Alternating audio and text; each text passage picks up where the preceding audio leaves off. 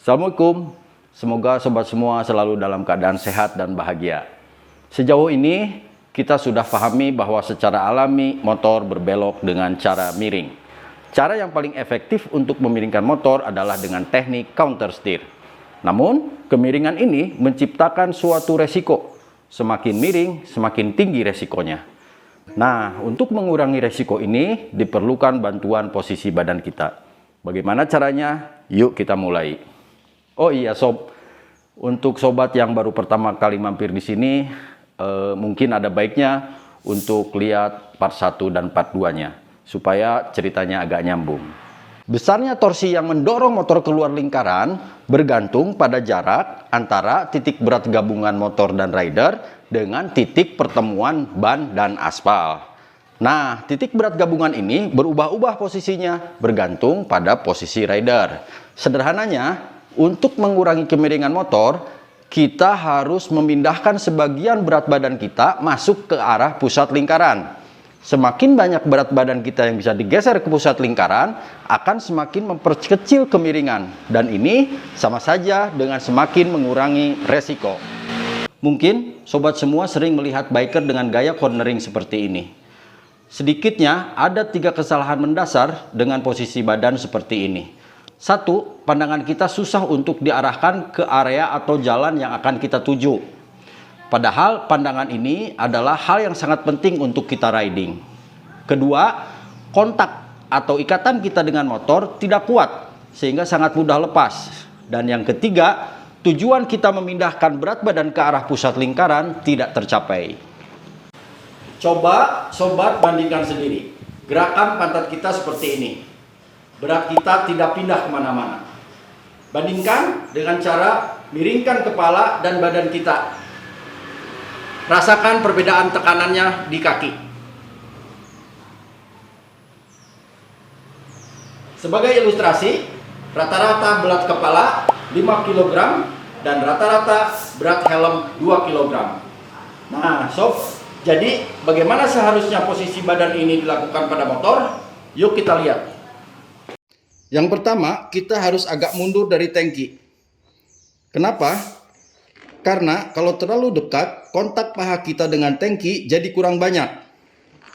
Dan ada kecenderungan pada saat pantat bergeser ke samping, lutut kita malah maju ke depan, bukannya ke samping.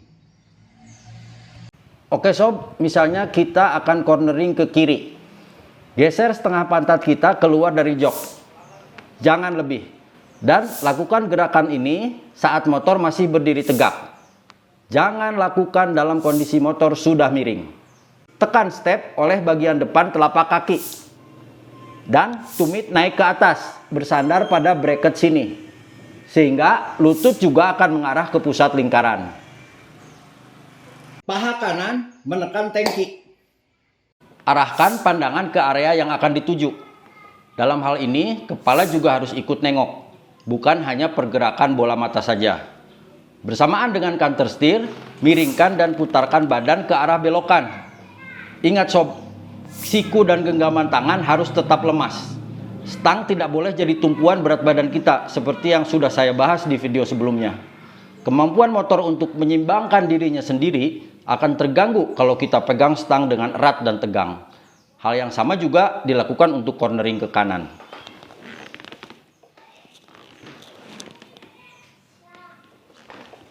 Nah sob, biasanya hambatan dalam memiringkan badan dan kepala adalah karena siku kita tidak bebas dibengkokkan. Karena terhalang oleh genggaman yang erat terhadap grip. Cara mengatasinya adalah mengubah pegangan grip dari yang seperti biasa kita lakukan menjadi seperti memegang kon es krim pada saat kita memiringkan badan.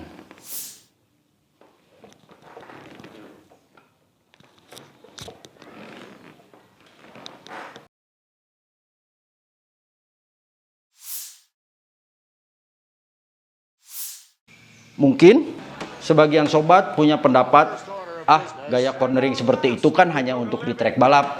Kita di jalan raya buat apa pakai gaya tadi? Saya setuju sob.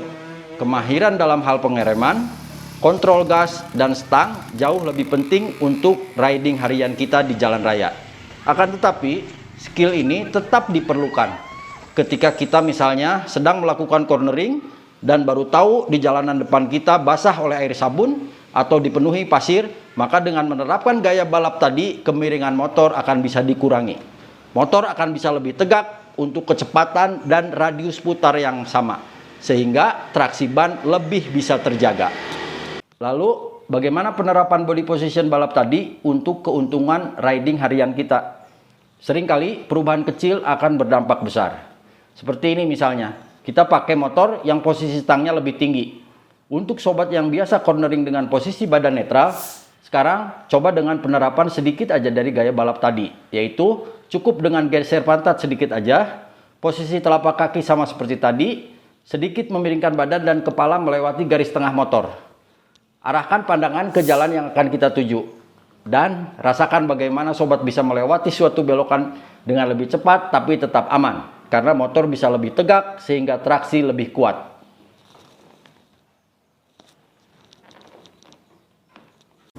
Waduh, sob, kemarin saya lupa bikin closing videonya. Jadi saya tutup di sini aja ya. Kelebihan. Oke sob, semoga bermanfaat dan insya Allah kita ketemu lagi untuk bahas topik lainnya, tapi masih tentang cornering. Yuk, assalamualaikum.